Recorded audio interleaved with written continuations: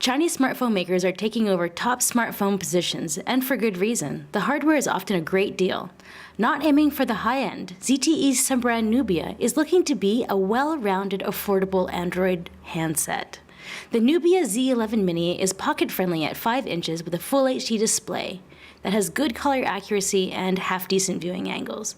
Under the hood, we have a Qualcomm Snapdragon 617 processor with 3 GB of RAM and 64 GB of internal storage.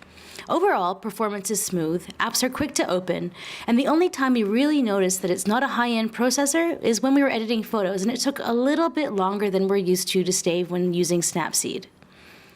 At 138 grams and 8 millimeters thick, the Z11 Mini is sleek-looking with a build that feels durable. Certain design elements feel like they've been pulled from other handsets, but I'm not bothered since I do think the Z11 Mini stands on its own with a red halo sitting at the focal point of navigation. With traditional Android hardware navigation buttons, the Z11 Mini brings some surprisingly useful edge gestures to the table. I was decidedly skeptical, but I did find myself using the 2-finger slide to control the volume and slide up to go to the previous app, or even slide up and down to launch the music or the camera. You can customize which apps you launch, and I never had a misfire. Unlike the fingerprint reader on the back, which wasn't that reliable. I had a 70% success rate, which was enough to make me stop using it. It started out great, but over 2 weeks, it got less and less accurate. The lack of Android Marshmallow and the average battery life are the 2 things to watch out for. During heavy use with GPS on, it barely got me through the day.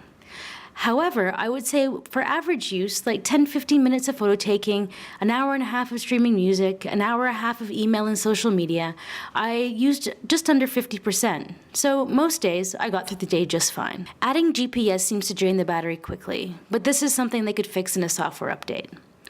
The software feature that you should be sure to turn on is DTS audio. I can't show you, but believe me, it sounds much fuller when you use your headphones. The speaker volume and clarity is fine if you want to share a YouTube video or two. And it's also future-proof, using USB Type-C, which is reversible, a dual SIM card slot where you can use one for expandable storage with an SD card slot, and the camera is pretty good. It has a ton of high-end features like time-lapse and slow motion, but to be honest, the photo quality is much better than the video quality. Using slow motion, you see visible artifacts, and time-lapse has difficulty with exposure. But if you stick to photo taking and you add in a couple of tweaks, you can get a great photo.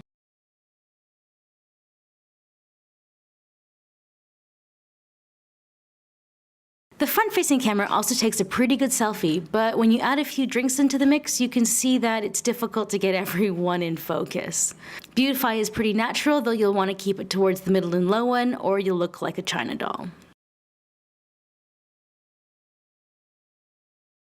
For $230 US or 1,500 yuan, I have no problem recommending the Z11 Mini as your daily driver. If you like this video, why don't you give us a like or subscribe to our channel. I'm your host, Nicole Scott for Mobile Geeks. What?